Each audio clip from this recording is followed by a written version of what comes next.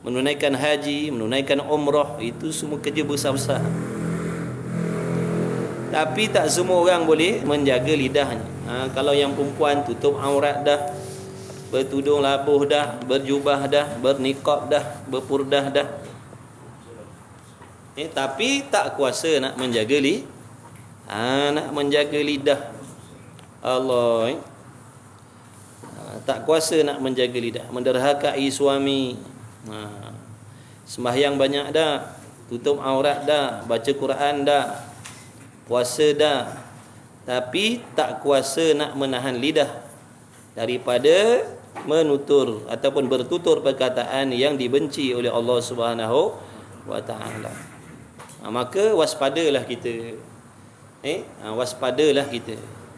Dulu Imam Ghazali rahimahullahu taala ada menyatakan kepada kita bahawasanya dengan sebab lidah ni kadang-kadang kita bertutur, kadang-kadang kita mengeluarkan perkataan yang tidak sampai beberapa minit, tetapi boleh membinasakan pahala ibadat yang kita dah lakukan berpuluh tahun. Ibadat berpuluh tahun, tapi dengan sebab perkataan tadi kita tak sabar menjaga lidah kita. Tak sabar kita menjaga lidah kita, maka keluarlah daripada lidah kita ni, mulut kita ni, perkataan-perkataan yang menjadi asbab dihapuskan segala pahala amal ibadat yang dilakukan selama berpuluh-puluh tahun tu. Wal'iyadzabillah min dzalik.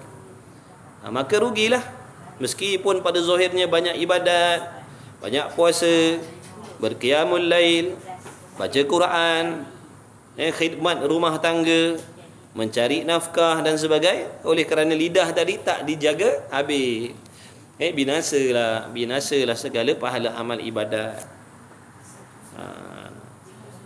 Sebab itulah penting ilmu dalam ibadat ni. Penting sangat-sangat ilmu.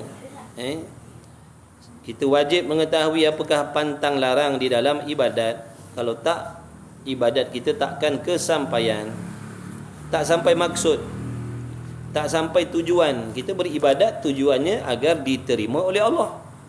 Itu di antara maksud ibadat, supaya ibadat kita diterima oleh Allah, supaya terhasilnya pahala yang banyak, supaya boleh membawa faedah ataupun pahala yang banyak nanti di hari kiamat, agar dapat nanti diletakkan di atas neraca timbangan amal kita. Sebab itulah kenapa kita ni disuruh beribadat dan memperbanyakkan ibadat, supaya dapat menghasilkan banyak keuntungan, banyak pahala, banyak keuntungan yang berlipat-lipat kali ganda.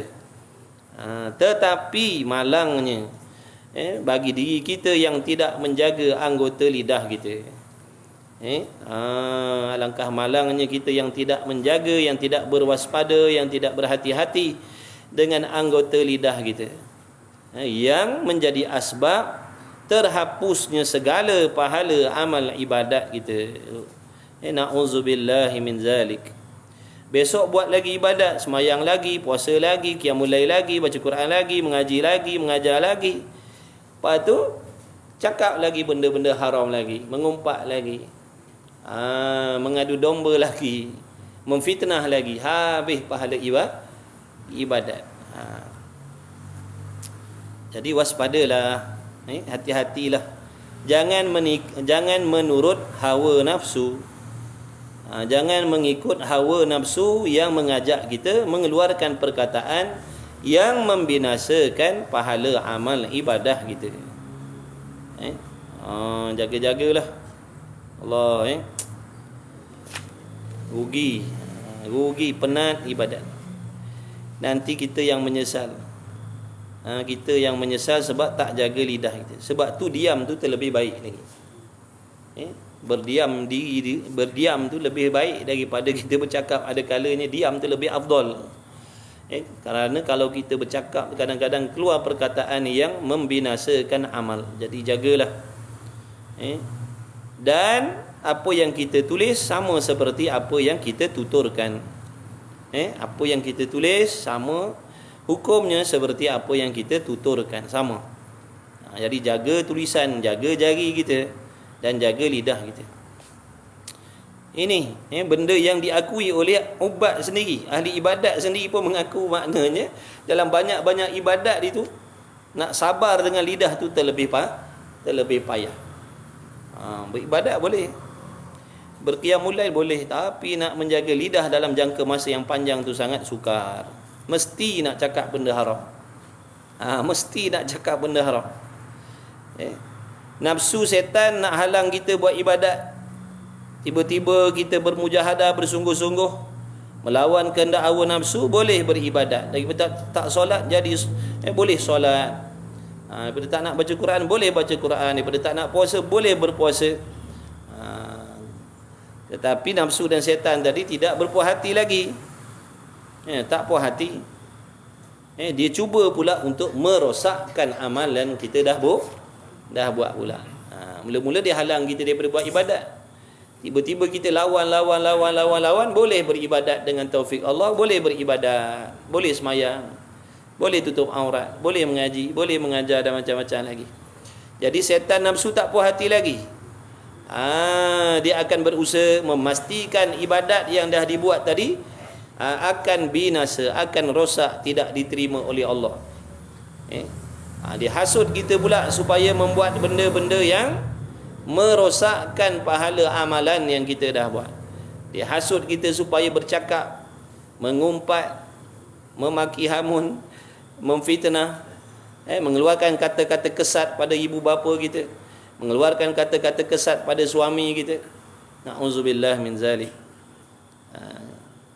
Jadi kalau kita tak sabar dalam menahan lidah daripada menuturkan perkataan yang diharamkan oleh Allah, maka binasalah segala amalan kita meskipun banyak. Akhirnya kalau mati tak sempat nak bertaubat, matilah dalam keadaan tidak membawa pahala melainkan dosa-dosa je yang kita bawa. Jangan sombong ni. Jangan kita kata aku tak heran, aku tak peduli, aku tak heran. Allah bagi pening pun kita dah hulu hala dah. Allah bagi sakit gigi hulu hala dah kita. Jangan sombong seolah-olah kita kuasa nak menanggung azab yang Allah janjikan. Sesungguhnya kita takkan kuasa. Kita takkan kuasa. Jadi jangan sombong. Kena fikir sebelum kita bercakap, kita fikir dulu. Apa akibat kalau kita cakap begini? Apa akibat kalau aku cakap begini? Apa akibat yang aku akan dapat? Apa yang Allah janji ke atas diri aku kalau aku tak jaga lidah, aku tak jaga perkataan aku? Banyak-banyak anggota yang paling banyak menyumbang dosa adalah lidah kita. Banding dengan anggota kita yang 7 ni, tangan, kaki, perut, farat, telinga, mata, yang paling banyak melakukan dosa adalah lidah. Lidah.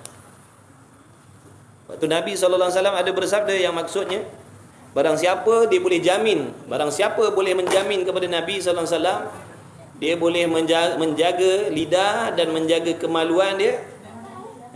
Barang siapa yang boleh menjamin, memberi jaminan bahawa sesungguhnya dia menjaga lidah dia dan menjaga kemaluannya. Menjaga lidah dengan makna daripada bertutur perkataan yang haram, menjaga kemaluannya daripada membuat benda-benda yang haram. Nabi kata, aku jamin mereka ni akan masuk syurga. Kalau boleh jaga dua ni, Nabi kata insya-Allah syurga. Boleh jaga kemaluan, boleh jaga lidah, Nabi kata insya-Allah syurga lah.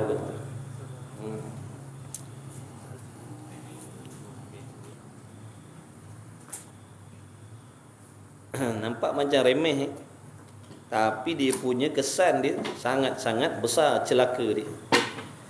Jaga lidah je pun, maksiat lidah je pun, tapi celaka dia sangat besar. Sangat besar celaka dia. Sia-sia hidup. Sia-sia beribadat berbelas tahun, sia-sia beribadat berpuluh tahun. Sia-sia, penat, mengantuk lah. Kadang-kadang kita beribadat ni keluar modal, nak pergi haji, nak pergi umrah, nak berzakat, nak berwakaf, keluar modal. Tapi dengan sebab lidah jadi habis.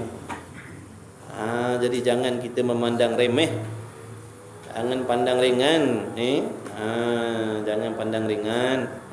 Sesungguhnya kita tidak akan kuasa dengan azab yang dijanjikan oleh Allah. Ya Allah, kita ni kalau boleh nak bawa pahala sebanyak-banyaknya balik akhirat. Sebanyak-banyaknya pahala kita nak bawa balik akhirat. Tapi kalau pandai beribadat, tak pandai jaga pahala, rugi juga. Ada orang dia tak pandai ibadat, ini dah memang tak ada apa dah nak bawa balik. Ada orang, ada manusia dia tak pandai beribadat. Dia beribadat mengikut hawa nafsu. Dia beribadat dengan kebodohan, dengan kejahilan dia. Ini dah memang daripada awal takkan ada pahala, dah memang daripada awal takkan diterima oleh Allah. Ada pula satu golongan lain, dia pandai beribadat. Maknanya ibadat yang dibuat tu sah dan diberi pahala oleh Allah. Tapi sayang tak pandai nak menjaga pahala dia. Dia tak pandai nak menjaga pahala ibadat dia. Dia tak pandai nak menjaga pahala ibadat dia.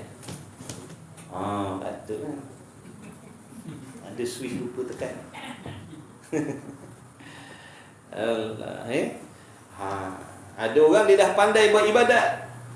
Ibadatnya sah, diberi pahala oleh Allah, tapi tak pandai nak menjaga pahala. Akhirnya rugi. Rugi belas tahun buat ibadat, puluh tahun buat ibadat. Balik akhirat muflis. Balik akhirat diazab oleh Allah Subhanahu wa taala. Padahal dulu atas dunia apa saja ibadat yang dia tak buat. Lidah kita jaga, jaga lidah kita, jaga lidah kita dengan mak bapak kita. Diam lebih baik daripada kita cakap yang menyakitkan hati ibu bapa kita. Diam lebih baik daripada kita bercakap benda yang menyakitkan hati suami kita. Jaga para isteri. Nabi bersaksi, Nabi beritahu dah malam Isra tu, Allah Ta'ala menunjukkan kepada Nabi SAW ramai penghuni api neraka itu di kalangan perempuan. Apa sebabnya ramai perempuan duduk dalam neraka ni? Sebab lidah dia. Sebab lidah dia. Bukan sebab kemaluan dia, sebab lidah dia tu. Jadi hati-hatilah, jangan kita masuk dalam golongan perempuan yang dimaksudkan oleh Rasulullah SAW. Memang nafsu ni memang dia nak merosakkan kita. Dia suruh kita cakap, lepaskan. Sebab itulah sabar tu penting. Sabar ni apa makna sabar? Menahan. Menahan lidah kita tu daripada bertutur benda yang diharamkan oleh Allah. Mudah-mudahan Allah bagi taufik. Kena banyak-banyak bertaubat dengan Allah. Kena banyak minta tolong dengan Allah. Jangan berasa tak kisah. Jangan berasa tak takut. Jangan berasa tak risau. Jangan berasa tak bimbang. Sebab Allah Ta'ala ni dia tak peduli. Allah tak peduli siapa-siapa. Berqiyamul lail tiap-tiap malam sepanjang hidup. Kuruh kering berpuasa setiap hari. Bila buat benda yang Allah larang, Allah humban dalam neraka, Allah tak peduli. Allah tak peduli. Tak ada keistimewaan kita. Tak ada keistimewaan hampa dia ni berqiyamul lail 300 rakaat tiap-tiap malam sembahyang sunat. Jadi dia mengumpat ke lidahnya buat maksiat dia tak apalah. Kira burn lah tak apalah. Dah Allah tak perlu. Allah tak peduli. Jaga-jaga. Laki-laki, perempuan jaga lidah kita. Kadang timbul marah dalam hati kita. Sebab tu sifat marah tadi disuruh kawal. Suruh kawal marah. Sebab marah ni kalau tak terkawal, dia akan melibatkan anggota lain. Sifat marah ni disuruh kawal, bukan disuruh buang, disuruh kawal. Supaya marah pada tempat. Sebab sifat marah ni kalau tak dikawal, dia akan melibatkan anggota nak menterjemahkan marah tadi kan. Sifat marah dalam hati ni akan diterjemahkan oleh anggota. Contohnya akan diterjemahkan dengan lidah tadi. Dengan sebab marah, lidah nak menterjemahkan kemarahan tadi, maka keluar perkataan yang diharamkan oleh oleh Allah. Ingatkan ganjaran pahala. Ingatkan ganjaran pahala sabar. Orang yang sabar daripada menahan diri daripada membuat maksiat, Allah Ta'ala menaikkan 600 darjah dia. Allah tinggikan darjahnya 600 pangkat Allah bagi pada dia. Allah semayang dia, tapi lidah tak jaga. Lidah tak mampu lagi kita nak jaga. Bila lagi? Kena berusaha bersungguh-sungguh sebelum kita mati.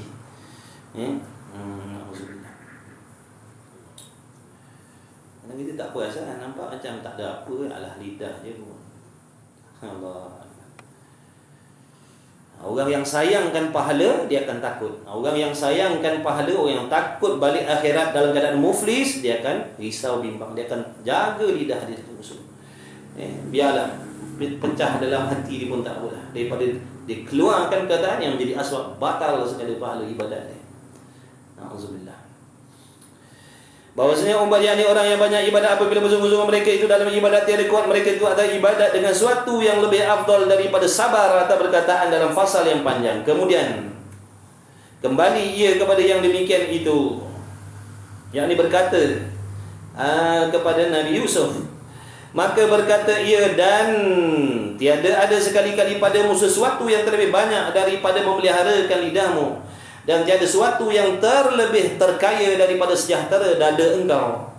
Maka inilah yakni inilah perkara yang bersangkut paut dengan maksiat anggota tadi itu. Kemudian aku sebut nafsu yang engkau berkata-kata padanya nafsu dengan sia-sia, barang yang ada memberi mudarat akan dikau.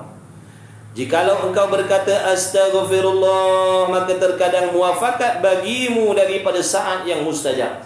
Maknanya lebih baik kau menggantikan perkataan yang kau nak tuturkan tadi, perkataan yang haram tadi, lebih baik kau gantikan dengan beristighfar. Kalau nak ikutkan tadi, nak ikutkan nafsu tadi, nak maki, nak sumpah, nak tinggikan suara, nak menengking-nengking, lebih baik gantikan dengan astaghfirullahalazim. Gantikan. Ini ulama ajar dah ni.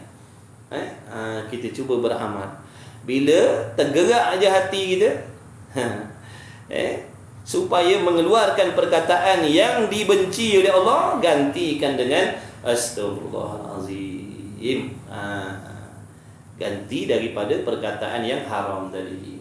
Ganti daripada perkataan yang haram tadi. Setiap perkataan yang haram dituturkan, maka haram didengar. Setiap perkataan yang haram dituturkan, haram didengar.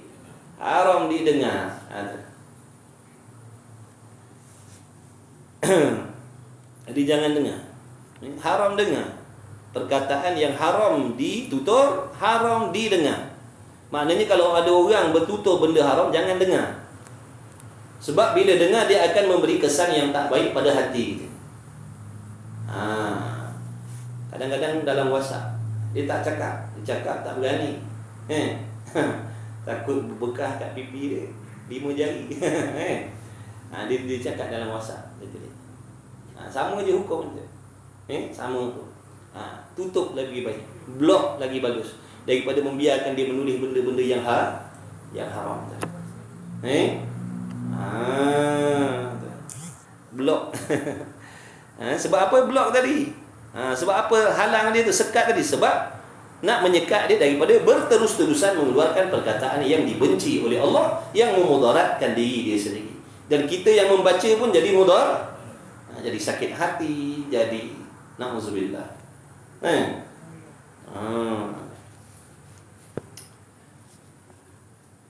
Gantikan dengan astaghfirullah, maka terkadang muafakat bagimu daripada saat yang mustajab. Kadang-kadang waktu kau menggantikan perkataan yang haram tadi dengan perkataan astaghfirullah, kadang-kadang muafakat, sedang molek waktu kita sebut astaghfirullah tu, sedang molek bertepatan dengan waktu dimustajabkan doa. Diampun oleh Allah Ta'ala bagimu. Diampun oleh Allah bagimu dengan sebab kau berkata astagfirullah tadi bertepatan dengan waktu diterima doa, maka diampunkan oleh Allah Ta'ala bagimu, bagi dosa-dosamu, maka laba kepala harta. Mana maka kamu mendapat keuntungan. Laba tu makna keuntungan daripada cakap benda haram yang membinasakan pahala amal yang kita dah buat berbelas tahun, berpuluh tahun. Daripada kita cakap sepatah dua patah tadi menjadi asbab hapus segala pahala amal yang kita dah buat berpuluh tahun, baik kita gantikan dengan astaghfirullahalazim. Mudah-mudahan muafakat dengan waktu mustajab, diterima, dikabulkan doa, maka diampunkan dosa-dosa kita oleh Allah. Itu lebih baik. Ataupun engkau gantikan perkataan tadi, ataupun engkau kata, yakni gantikan perkataan keji, perkataan buruk, perkataan haram yang kau nak tuturkan dengan lidah tadi, kau gantikan dengan la ilaha illallah. Cubalah, berlatih berlatih. Balik ni berlatih. Kalau rasa menyirap itu, astaghfirullahaladzim.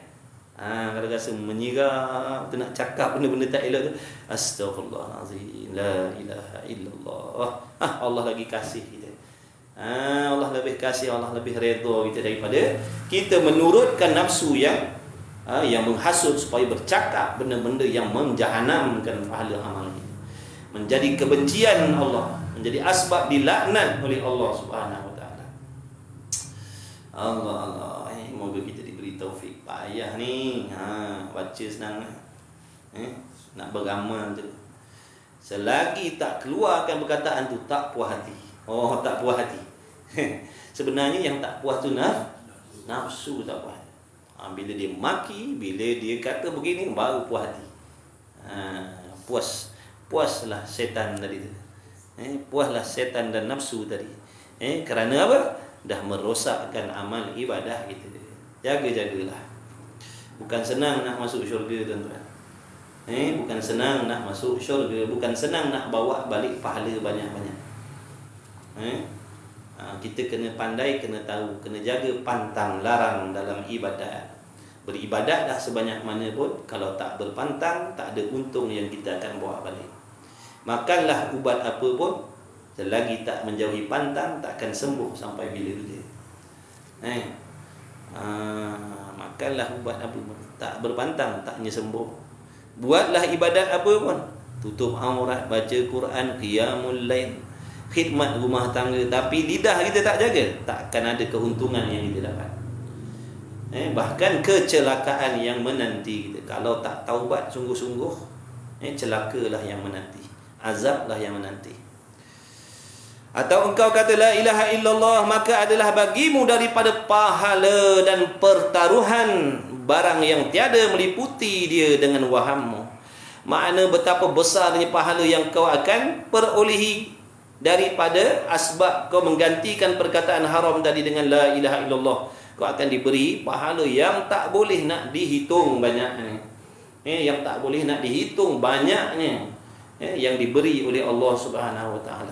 Inilah caranya, inilah di antara cara bagaimana nak melawan nafsu tadi, yang mengajak lidah kita bertutur benda yang haram. Ingatkan kelebihan-kelebihan yang dijanjikan oleh Allah. Kita ni orang awam, kena pandang upah.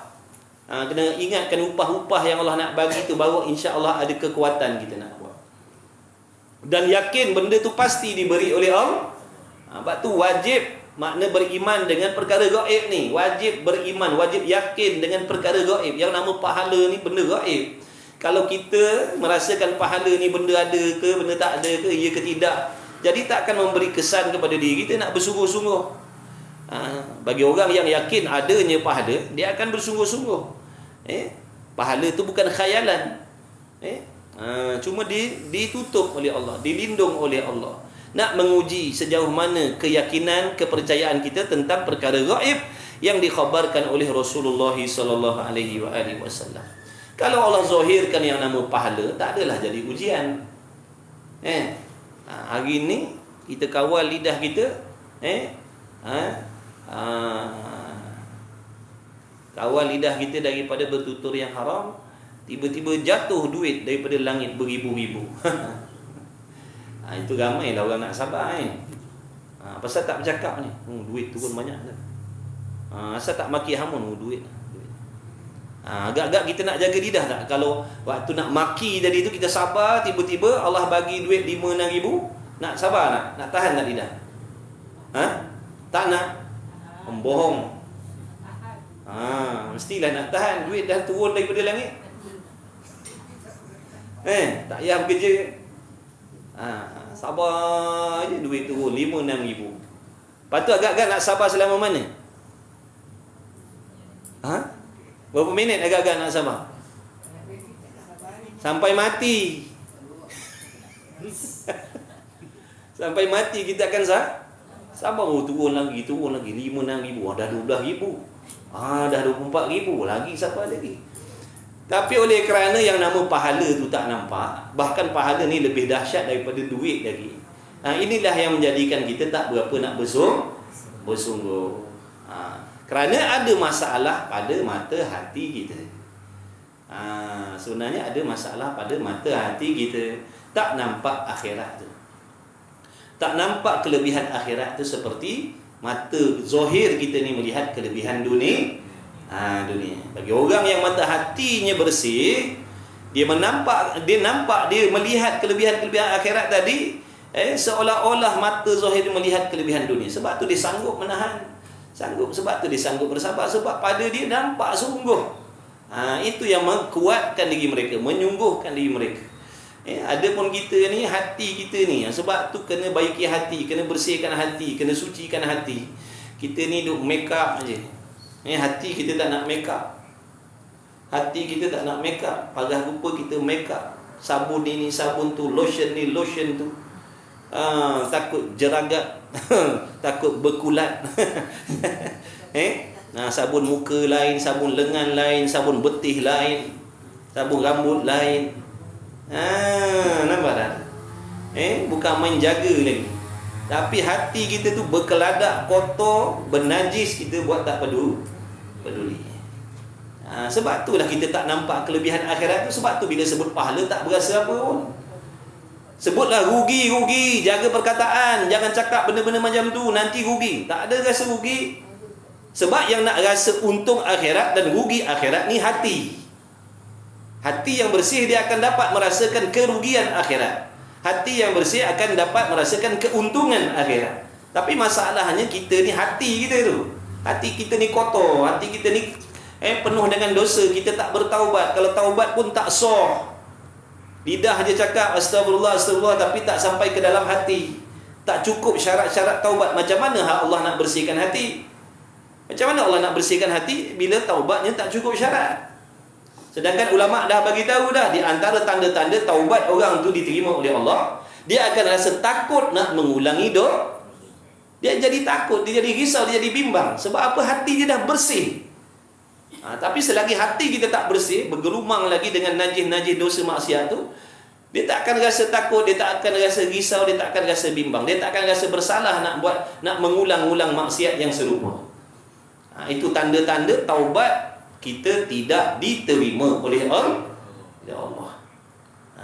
Dia akan ulang dalam keadaan dia seronok, dia tak ada rasa bersalah. Tapi bila hatinya dah dibersihkan oleh Allah, asbab taubat nasuhah dia, taubat yang mengikut syarat dan rukun, hatinya jadi bersih. Maka di situ jangan kata nak buat dosa besar, nak buat dosa kecil pun dia akan memikir banyak kali. Tapi kalau kalau hati dah kotor, hati kita tu dah teruk, dah parah dah. Kalau kanser tak tahu tahap berapa dah. Jangan kata dosa kecil, buat dosa besar pun rasa megah-megah dengan dosa besar. Jangan kata rasa takut, rasa megah dengan dosa besar. Dia rasa megah kalau dia derhaka pada mak bapak dia. Dia rasa megah kalau derhaka dengan suami dia. Sebab tak ada rasa takut dalam hati. Na'udzubillah min zalik. Itu semua asbab hati yang kotor. Hati kita ni kotor. Tubuh badan kita bersih, wangi, tapi hati kita busuk dengan maksiat. Kalau kita tak bersih kan, Allah mati bawa hati yang busuk ni menghadap Allah. Sebab tu kena taubat banyak-banyak, istighfar sungguh-sungguh, belajar taubat tu apa benda, belajar supaya hasil taubat yang menguntungkan kita. Bila hati kita dah ada rasa besok, Dengan sendiri kita tak nak dah buat benda-benda macam tu. Tak nak buat dah. Sebab dulu buat dalam keadaan tak berasa apa. Sekarang ni bila hati Allah dah bersihkan, dia akan mikir takut, dia akan takut. Bila dia takut dia tak buat lah. Bila dia takut, dia risau, dia bimbang, dia tak buat lah. Biarlah, baik diam. Daripada aku cakap sepatah, habis pahala ibadat aku. Celaka aku. Baik tak payah. Baik aku diam. Hati-hati tu. Sebab tu ulama tasawuf ni memberatkan masalah kebersihan hati. Menjaga hati itu lebih penting, lebih utama daripada menjaga zahir. Menghiasi hati. Kemudian bersihkan hati daripada sifat yang dibenci oleh Allah, kemudian hiaskan hati dengan sifat yang dipuji oleh Allah. Barulah aman, damai, tenteram, bahagia, tenang. Hati kita ni ibarat macam rumah dah. Kalau nak duduk rumah baru, selepas daripada basuh, kotor-kotor tu dah basuh, hiaskan, baru boleh duduk. Kalau sekadar basuh saja, kosong macam tu, tak ada hias, tak seronok juga. Makna bersihkan hati kita daripada penyakit-penyakit hati, kemudian hiaskan dengan sifat yang terpuji. Apa? Sabar, redha, pemaaf, sangka baik. Itulah perhiasan hati. Kita semak balik, tengok balik hati kita, dah ada ke belum sifat-sifat tu. Ini masalah penyakit hati pun kita tak kenal. Penyakit hati, maksiat hati pun kita tak kenal. Macam mana kita nak buang? Kita tak tahu yang tu penyakit. Kita tak tahu perasaan macam tu dosa. Kita tak tahu benda tu haram. Kita tak tahu perasaan yang macam tu hukumnya dosa besar. Kita pun tak tahu, kita pun tak kenal, kita pun tak faham. Macam mana kita nak bersihkan? Sebab tu dalam ilmu tasawuf ni dia akan memperkenalkan kita. Dia akan mengajar kita apa yang dimaksudkan penyakit dendam. Dendam tu bagaimana? Iri hati tu bagaimana?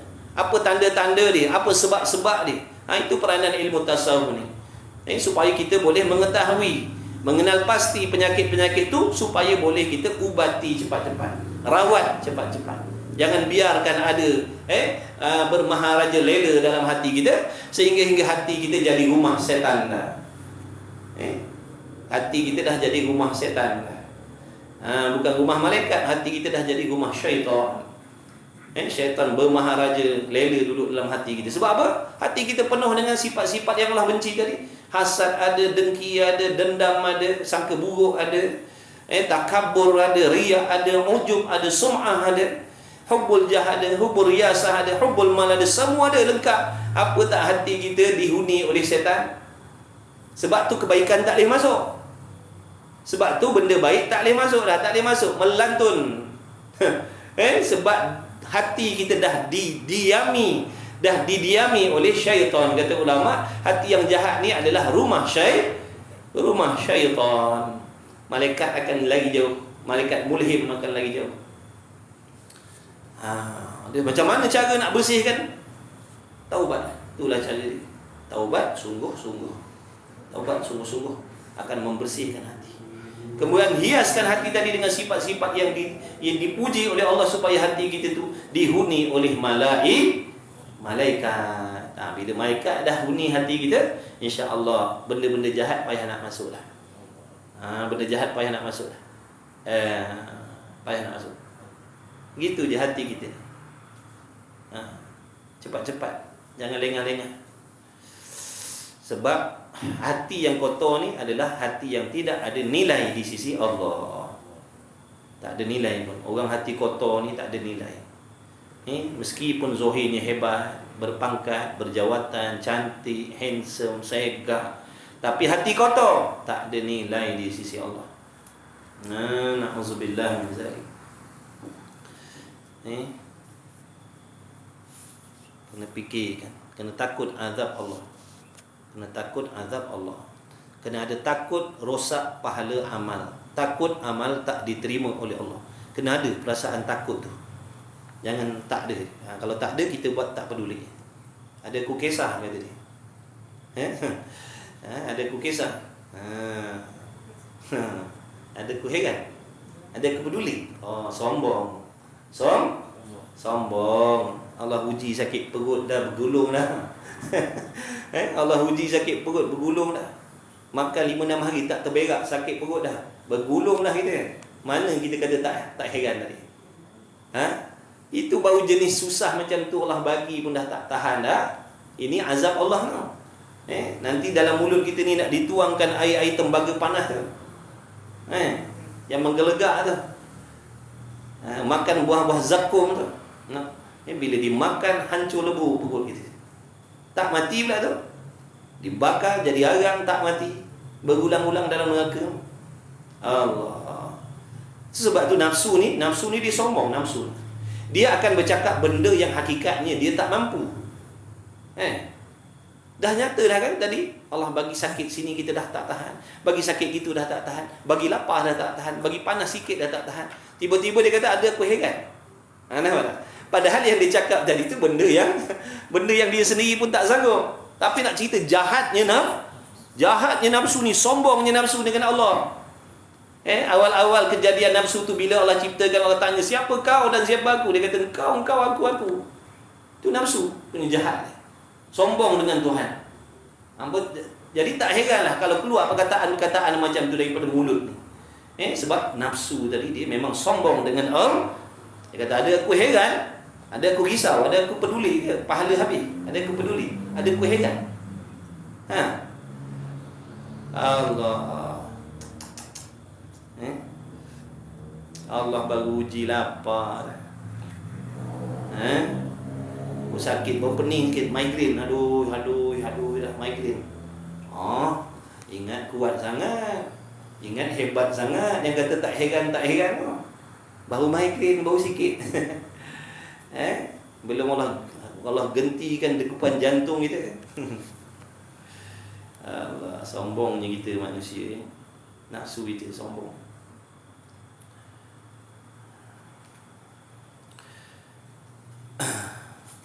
Maka adalah bagimu pahala dan pertaruhan. Ingat tu, bila lain kali bila ada keinginan, ada timbul bisikan dalam hati supaya lidah kita ni bertutur benda-benda yang diharamkan oleh Allah, maka gantikanlah dengan beristighfar ataupun dengan bertahlil la ilaha illallah, ataupun engkau berkata as'alullah al-afwa wal afiyah. Maka terkadang muafakat dengan elok tilik, maka dimustajabkan dia di doa yang kau baca tadi oleh Allah Ta'ala akan doa. Maka kau akan diberilah dengan apa yang kau doakan tadi tu. As'alullah al-afwa wal-afiyah. Maka lepaslah engkau daripada bala dunia dan bala akhirat. Selamatlah engkau daripada bala celaka dunia dan celaka akhirat apabila perkataan kau perkataan yang jahat-jahat tadi kau gantikan dengan perkataan yang baik-baik. Atau tiada ada daripada kerugian yang amat besar. Tiada daripada kerugian yang amat besar. Kau akan selamat daripada kerugian yang amat besar, kerugian yang amat dahsyat, kerugian yang berkekalan selama-lamanya, dan rugi yang berpanjangan, bahawa luput akan dirimu daripada tiap-tiap faedah yang mulia-mulia ini. Dengan sebab apa tadi? Lidah. Dengan sebab tak jaga lidah tadi, luput maknanya hilang segala kelebihan-kelebihan yang mulia-mulia yang nak diberi oleh Allah.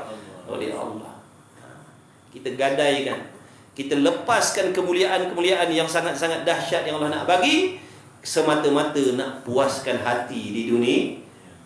Nak puas hatinya pasal tu, puas hatinya pasal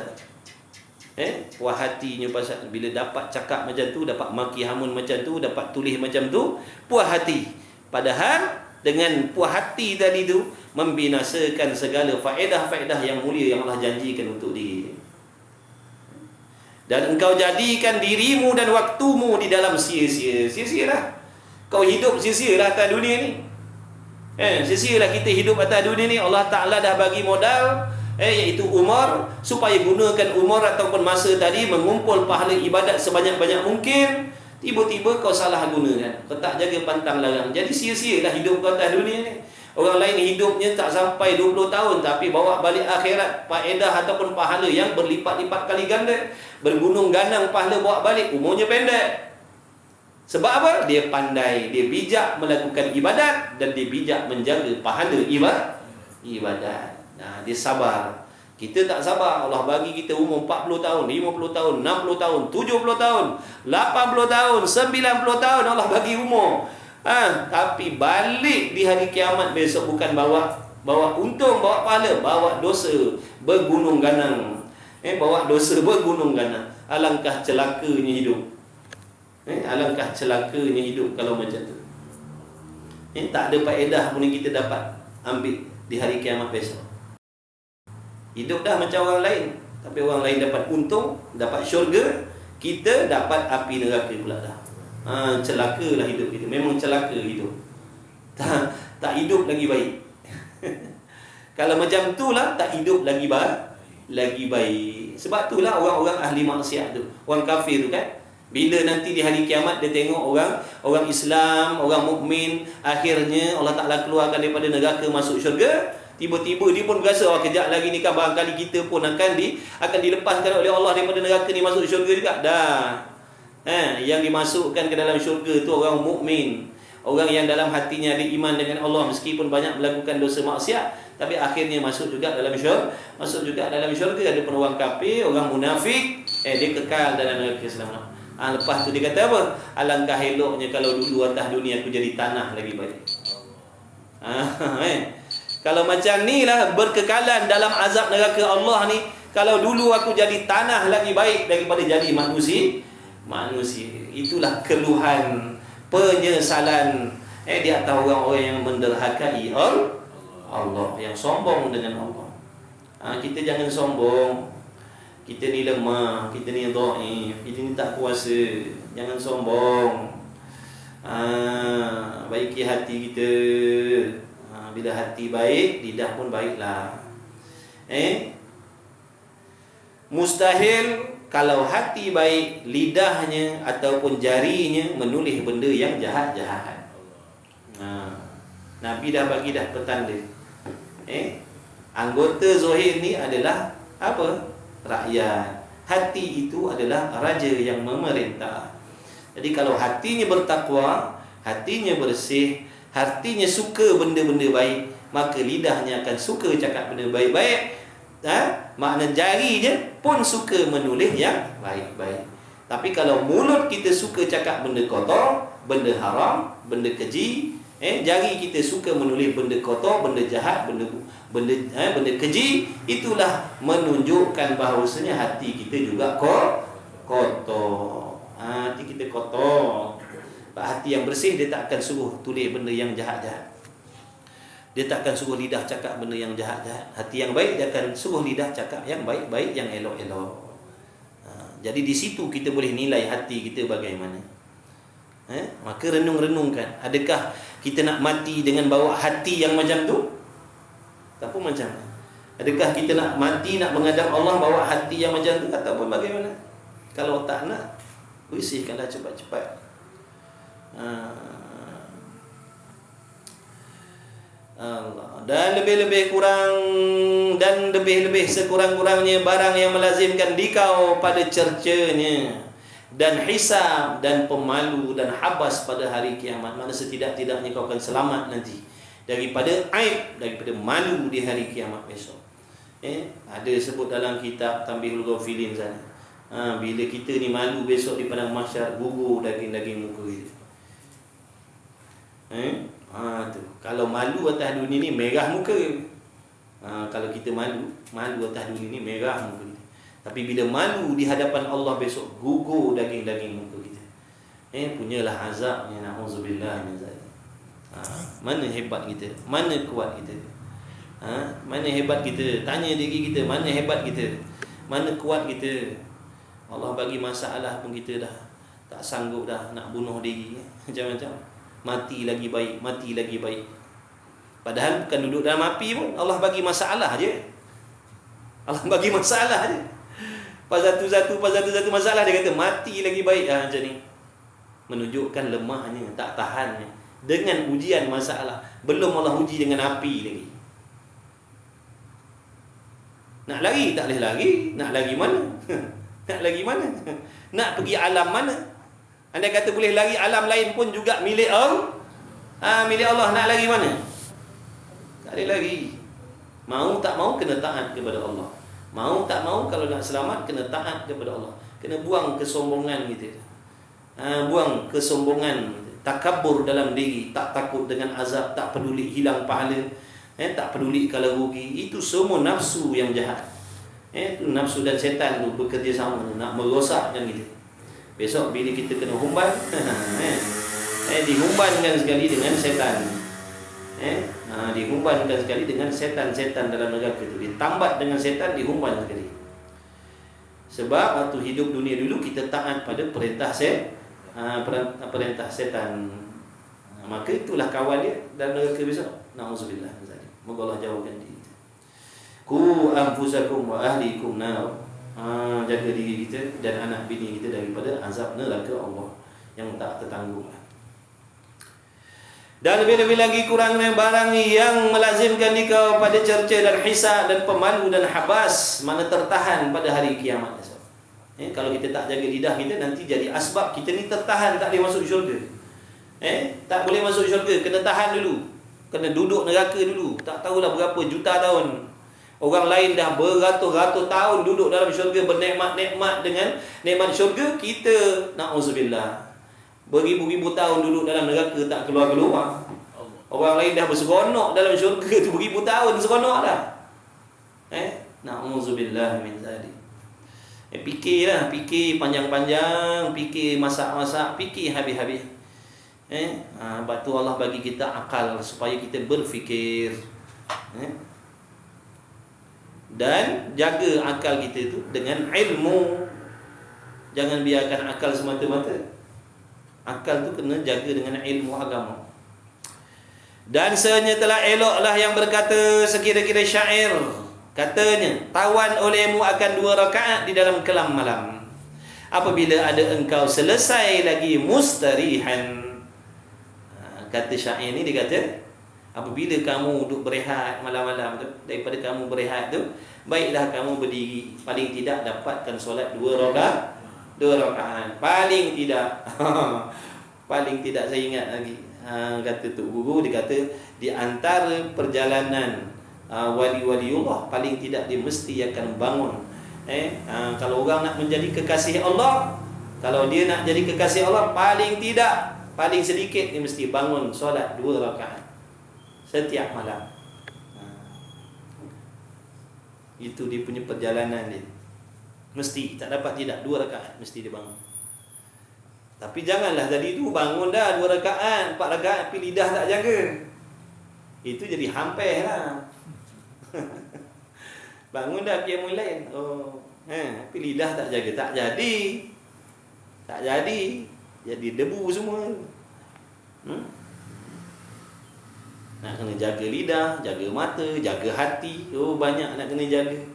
Sebab tu Nabi pesan, dia kata syurga tu dikelilingi oleh benda-benda yang menyakitkan, mana benda yang dibenci oleh nafsu. Tapi neraka tu, yang nak menyampaikan kepada neraka tu adalah benda yang menyeronokkan, benda yang memuaskan hati.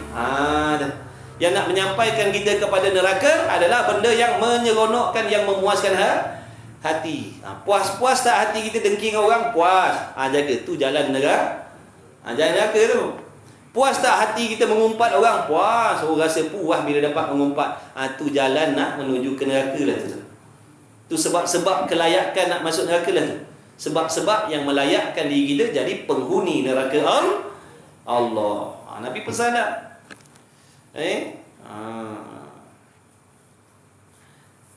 Tawan olehmu akan 2 rakaat dalam kelam malam, apabila ada engkau selesai mustarihan, apabila kau tu berehat malam-malam tu, bangunlah, semayanglah 2 rakaat. Paling tidak semayang sunat lah. Yang ada qada, baik qada, itu lebih afdal daripada semayang sunat tahajud. Dan apabila ada mencita-cita engkau berkata pada yang sia-sia, kalau timbul dalam hati ada angan-angan, ada rasa-rasa nak cakap benda sia-sia. Ni sia-sia bukan benda haram. Benda sia-sia ni makna kalau cakap pun tak berdosa, kalau tak cakap pun tak ada rugi apa-apa. Itu sia-sia. Cakap kosong. Jadi katanya syair ni, kalau ada dalam diri kau tu teringin nak cakap benda yang kosong-kosong, yang sia-sia, maka jadikan olehmu tempatnya itu, tempat perkataan yang sia-sia itu tasbihan, lebih baik kau gantikan dengan bertasbih subhanallah. Daripada kau nak cakap, nak nyanyi-nyanyi benda tak apa-apa lagu tu, Lebih baik kau gantikan dengan bertasbih. Itu lagi menguntungkan. Lebih-lebih lagi kalau nak bercakap benda yang haram, itu lebih utama lah. Nak cakap benda haram, lebih baik kau gantikan dengan istighfar, dengan bertahlil, dengan bertasbih. Itu lebih untung, lebih menyelamatkan. Tawan olehmu diam terlebih utama daripada berkata-kata, dan jikalau adalah pada perkataanmu itu amat fasih, makna kau berdiam itu terlebih afdal daripada kau bercakap, meskipun kau adalah seorang yang fasih berkata-kata. Meskipun kau ni orang yang fasih bercakap, diam itu terlebih afdal lagi. Ketikanya pegut. Wallahu a'lam. Mudah-mudahan Allah bagi kita taufik untuk bertaubat daripada dosa-dosa lidah kita, dan yang dah banyak menyakitkan hati orang. Mudah-mudahan Allah bagi kita taufik untuk bersabar, menahan lidah daripada berkata benda yang diharamkan oleh Allah, yang menjadi asbab rosak binasanya segala pahala amal ibadat yang kita dah buat berbelas tahun, berpuluh tahun. Wallahu a'lam wa ilmuhu a'lam. Bismillahirrahmanirrahim. Alhamdulillahirabbil alamin wassalatu wassalamu ala Rasulillah. Allahumma rabbana anfa'na bima 'allamtana, rabbana allimna alladhi yanfa'una, rabbana faqih ahlana wa qarabatil lana fi dinina ma ahli putri wa thawadzakar. Wa sallallahu ala sayyidina Muhammad walhamdulillahi rabbil alamin. Taqabbalallahu minkum. Inna wa minkum taqabbal ya karim.